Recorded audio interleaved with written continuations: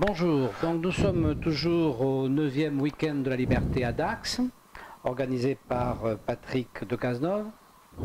Et je reçois Claude Goudron, que nous avions déjà eu l'an dernier. Vous vous rappelez, Claude Goudron est ce chef d'entreprise qui était un fabricant d'échelles à une grande échelle et qui a eu un problème d'URSSAF qui était assez incroyable, c'est-à-dire qu'il avait prêté de l'argent à un salarié et l'URSSAF lui reprochait de ne pas avoir pris d'intérêt sur ce prêt. Et donc, en s'en est suivi une procédure et donc un combat qu'a amené M. Goudron à être un petit peu mis en avant dans ce combat juste. Et donc, eh bien, M. Goudron, il a continué à se combattre. Donc, il combat toujours. Tout voilà. à fait. Alors, aujourd'hui, M. Goudron nous vient avec un nouveau livre. On trouve sur Amazon? C'est pas sur Amazon. J'ai mon site, c'est introjetédition.fr. D'accord. Je vends moi-même parce que c'est difficile de trouver. J'ai essayé Amazon, j'ai rien vendu. D'accord. Alors, donc, M. Goudron a fait un ouvrage qui s'appelle 40 ans de nullité économique. Et il met, voilà l'ouvrage, il met Frédéric Revient, oui. Frédéric étant Frédéric Bastiat, chez qui nous sommes dans les Landes, à l'occasion du cercle Frédéric, de l'organisation du Week-end de la Liberté par le cercle Frédéric Bastiat, justement. Alors, donc, dans cet ouvrage, M. Goudron, d'une manière tout à fait très technique et très mathématique, analyse la dette de la France, analyse les puits sans fond dans lesquels on s'enfonce, et il explique comment on pourrait s'en sortir. Alors allez-y. Voilà. Alors disons, moi je suis ahuri par tous nos politiques, alors que ce soit de droite comme de gauche, mais principalement maintenant avec M. Macron. On nous dit oui, faire des économies, mais où? Alors tout le monde se dit bah oui, où bah, dans l'armée, non, il faut pas, chez les infirmiers il faut pas, chez là il faut pas, là il faut pas, là il faut pas. Donc ils veulent justifier qu'il n'y a pas de solution. Alors moi je vais dire attendez, vous êtes complètement en dehors de toute logique. Et mon épouse étant allemande, donc je connais très bien ce qui se passe en Allemagne et ce qui se passe en France. Et moi je me suis dit bon, on va voir élément par élément, donc il y a 4 ou 5 chapitres. Disons qu'il y a le social, les fonctionnaires, la formation, etc. qu'on retrouve là. Et dans chaque élément, moi j'ai fait le détail de qu'est-ce que dépense l'Allemagne pour un résultat meilleur que la France. Hein. Je peux affirmer, puisque je vis une partie de ma vie en Allemagne, que ça va se passer beaucoup mieux en Allemagne qu'en France. Et comment ça se fait qu'il arrive avec des dépenses nettement inférieures aux nôtres. Un exemple tout simple, nous en France on a 5,5 millions de fonctionnaires, en Allemagne c'est moins de 3 millions, pour plus de... oui, ça fait 1,5 million de moins, oui, c'est colossal. Et ils sont plus nombreux. Ils sont 85 millions, nous on est 65 millions. Et ils n'ont pas de déficit. Ils sont en positif depuis 3 ans. Ils ont une dette qui se réduit d'une façon très rapide. Et nous, non, on dit on ne peut pas. Alors j'ai pris élément par élément. Donc dans le social, tout ce qui est social, je dis voilà qu'est-ce qu'on peut faire. Voilà quelle économie potentielle. Alors c'est pas une économie qu'on va faire du jour au lendemain avec un coup de baguette magique. Mais j'estime que le potentiel final, j'arrive à un chiffre de 2, avec des chiffres exacts, hein, disons contrôlés et que tout le monde peut aller contrôler sur Internet, on arrive à 247 milliards d'économies potentielles. On peut quand même commencer par quelques... C'est 3 fois l'impôt sur le revenu. Tout à fait. On peut commencer peut-être déjà par une centaine de milliards dans les 2 ans qui viennent. Hein, c'est quand même pas illogique. Moi je dis, pour moi, on va dire, allez, il faut minimum entre 10 et 15 ans pour essayer de revenir au même niveau que l'Allemagne. Hein. En fait, vous vous adressez directement à Bercy. Parce que dans le fond, nos grands argentiers, ceux qui dirigent la France, c'est Bercy. Ouais. Ce sont eux qui disent on peut pas. C'est ceux qui disent non seulement ils disent on peut pas faire d'économie, mais vous savez que les députés n'ont pas le droit de présenter une loi qui dépenserait davantage d'argent, mais ils ne peuvent pas non plus enlever une loi qui est existante. Enfin, ils sont très limités dans leurs facultés. Donc l'ennemi, enfin le dépensier, si vous voulez, pas l'ennemi, mais la gabegie, c'est Bercy. Donc vous dites à Bercy, Voilà comment on pourrait faire les comptes.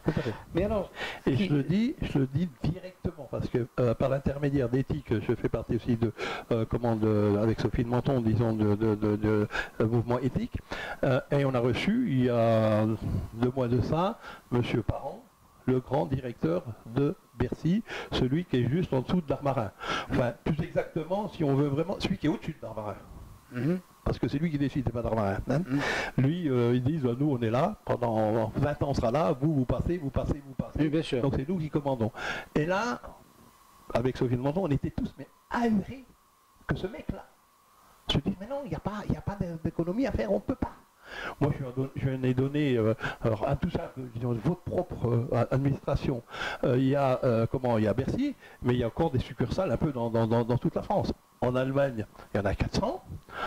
En Angleterre, je crois que c'est 300. En gros, hein, disons, les chiffres sont donnés exactement. Aux États-Unis, ça doit être 200. En Canada, c'est une centaine et tout. Et nous, combien 4000. Ouais. Voilà. Et ça, j'ai dit, ben voilà, vous divisez bien par 10 là. Vous voyez, il y a du ménage à faire. Hein. Mais c'était ahurissant de le voir. Hein. Tout le monde était, il y avait qui participaient, des économistes, des comptables, des commentateurs, Alain Fabre qu'on voit souvent en BFM télévision. Ils sont tous ahuris de voir ce personnage. Puis je dis, non, tout va bien et tout.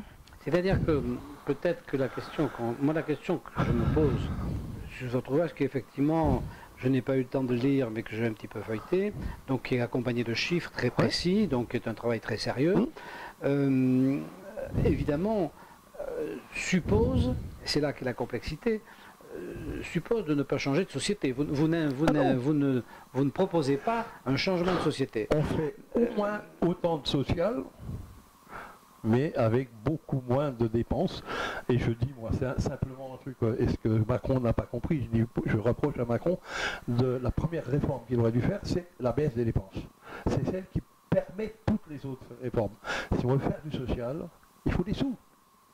Mais ça ne règle pas le problème qui est insoluble pour les politiques, c'est que si vous baissez les dépenses de l'État, comme les dépenses de l'État sont à 80% des dépenses de personnel, ça veut dire que vous baissez le personnel et qu'est-ce que vous faites de ces gens? Parce que si vous voulez, ces gens, l'économie, entre guillemets, privée, n'est pas outillée en France pour absorber ces gens. Ça supposerait, donc c'est pour ça que ça suppose quand même un problème. C'est là qu'est la difficulté. Si vous voulez, c'est que j'en parlais tout à l'heure avec le jeune homme qui était là. L'économie, puisque c'est l'économie que vous parlez, l'économie et la politique, c'est deux choses différentes, mais l'économie surtout, c'est des stades différents. Et donc, l'économie au stade de la gestion, c'est pas la même chose que l'économie au stade de la création. Donc aujourd'hui, on est dans une gestion étatisée de l'économie qui effectivement est subclaquante, qui va très mal, mais peut-on la faire aller mieux sans profondément la changer? C'est ça qu'on n'est pas sûr. C'est vrai que quand on lance, on faut supprimer un certain nombre de fonctionnaires, ça fait radical, ça fait... Moi, je prends le problème autrement. Je dis, supprimons les fonctions inutiles et le nombre de fonctionnaires suivra, la baisse du nombre de fonctionnaires suivra. C'est-à-dire qu'aujourd'hui, il faut faire l'État. Est-ce que ça, c'est le rôle de l'État? Mais vous vous rendez compte, M.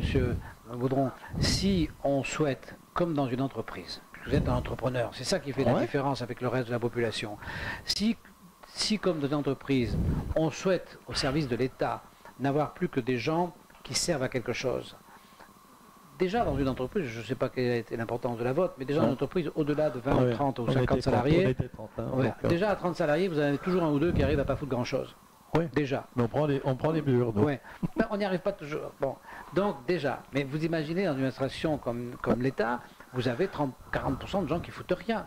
Donc ces gens, donc vous dites, la réponse est de dire, bon, on élimine les 30% qui foutent rien.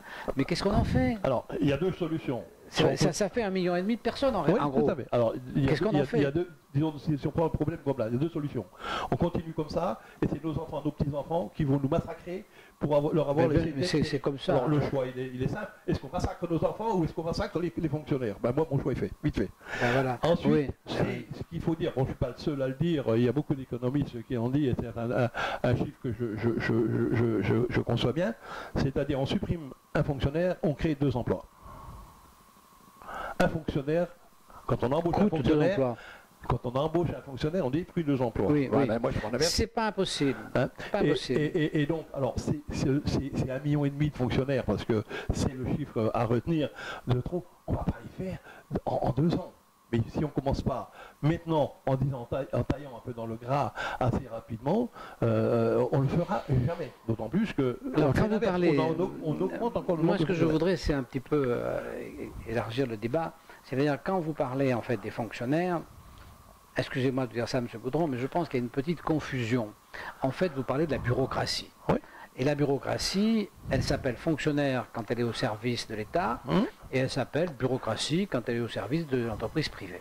Mais nous avons des entreprises privées dans ce pays qui ont une bureaucratie largement aussi désagrégée que la bureaucratie de notre État. Je prends, parce que le problème, c'est que nous avons fabriqué, parce que ça, et on ne peut pas ignorer ça, nous avons fabriqué des monopoles. Par exemple, dans la distribution, nous avons fabriqué un monopole avec le Royer. Mais vous avez, nos distributeurs sont obèses. Nos distributeurs ont du personnel en trop grande quantité. Ils n'ont pas une gestion comptable moderne et comment dire, et régulée de leur entreprise, parce qu'ils ont des privilèges. Or, toutes nos entreprises ont des privilèges. Et dès que vous touchez au prix des entreprises, c'est la même chose. Par exemple, Airbnb arrive, tous les hôteliers crient au scandale. C'est-à-dire qu'on a cette espèce de schizophrénie dont j'ai parlé récemment dans un billet, entre l'égalitarisme d'un côté et le corporatisme de l'autre. Et donc ça, si vous voulez, c'est ça, à mon avis, qui rend la traduction réelle de vos documents, qui sont parfaitement justes, qui sont très intéressants, qu'il faut lire, hein, très intéressants. Mais la traduction dans les faits, de mon avis, est impossible, parce que le reproche n'est pas que les fonctionnaires, c'est un reproche global. C'est-à-dire qu'on a une société, si vous voulez, qui a volontairement supprimé la notion de responsabilité, y compris dans le privé. On n'a pas les entreprises privées derrière qui seraient capables de dire « ne faites pas comme ça » parce qu'elles font pareil. Moi je dis, je fais un thème, impossible n'est pas français. On est d'accord? Donc il faut le faire. C'est ce que disait Napoléon, mais ça n'a quand même pas marché. Il faut arrêter de dire le problème, c'est pas le mien, c'est celui des générations futures. Tout le monde renvoie, et là on va à l'explosion. Mais ça va être une catastrophe. Oui, non, mais je crois qu'on va à l'explosion. La Grèce, ça va être du pipi de chat, hein, par rapport à non, mais on va à l'explosion. Vous avez, d'accord, des entreprises privées qui sont très très lourdement, mais vous avez quand même d'autres entreprises privées aussi. Alors j'en citerai 2. Une que je connais très bien puisqu'elle est de ma région, c'est Peugeot, qui était mort il y a 3 ans.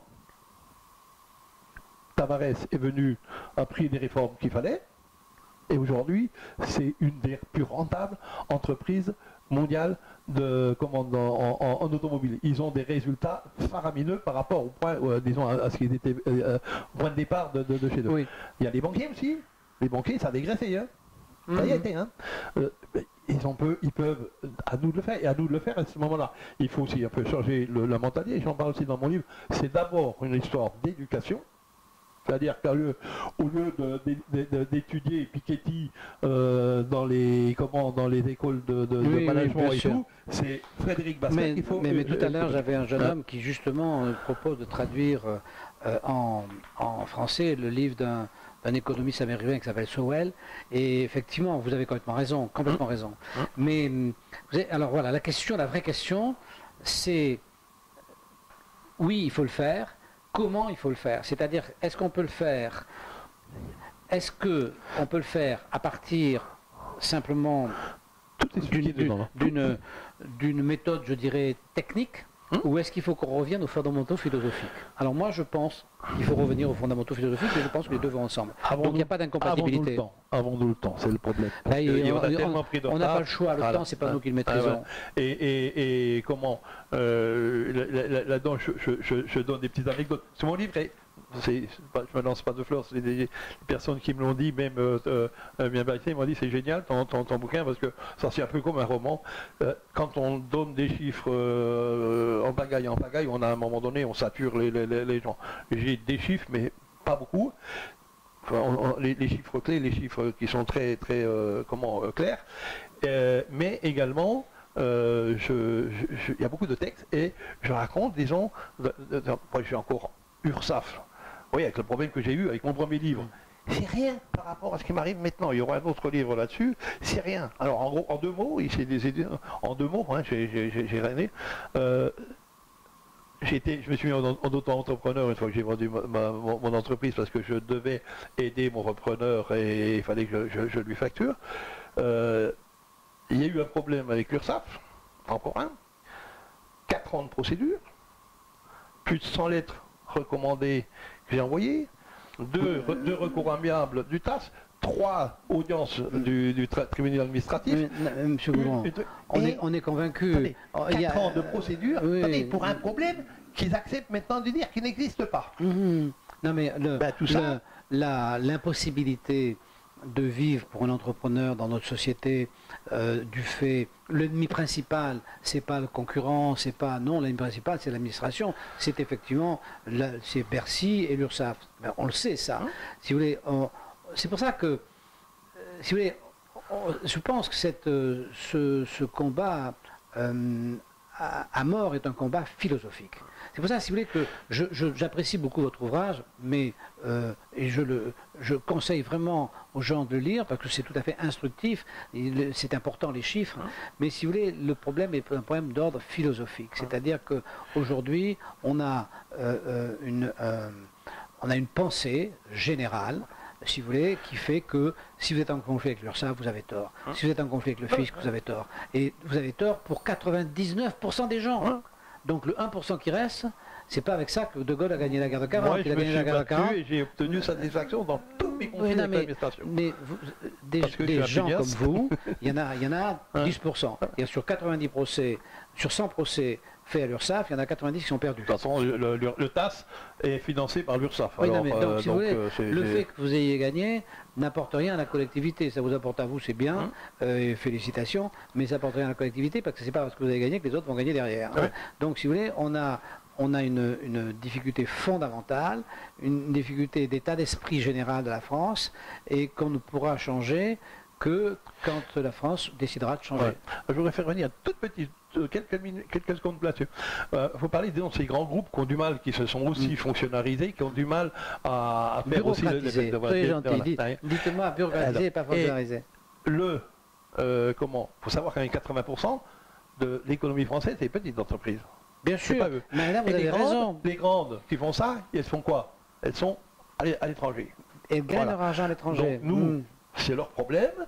On va défendre l'IMPME, on va défendre 80% de l'économie française. C'est déjà pas mal si on y arrive. Non, mais vous avez entièrement raison sur le fait que les obèses, disons, de la bureaucratie, qui sont donc les grosses entreprises et l'État, ont une connivence et utilisent cette chose-là pour tirer des bénéfices personnels chacun.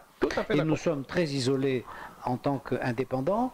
Les petites entreprises ou entreprises moyennes ou professions libérales sont très isolées parce que déjà leur tempérament est d'être indépendant, donc c'est impossible de les regrouper. C'est difficile. Quand vous faites un groupe de ceux-là, quand vous êtes 200 personnes, c'est le maximum, mais par contre il y a 10 000 groupes. Bon, c'est comme ça. Donc, si vous voulez, on peut rien faire. Ça ne peut être qu'une prise de conscience qui aura lieu ou qui n'aura pas lieu.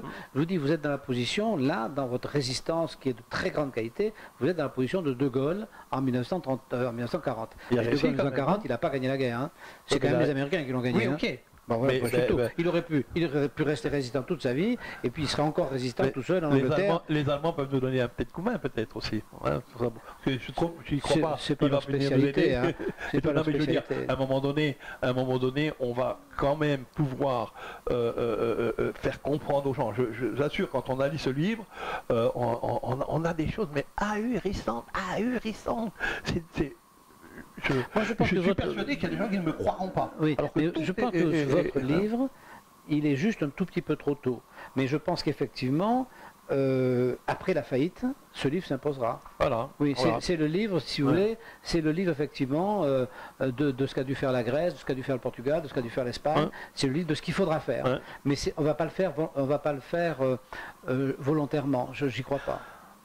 C'est une formule aussi. Bon, j'ai essayé encore. Je suis tout à fait d'accord avec vous. On n'a pas beaucoup de chance de le faire par nous-mêmes.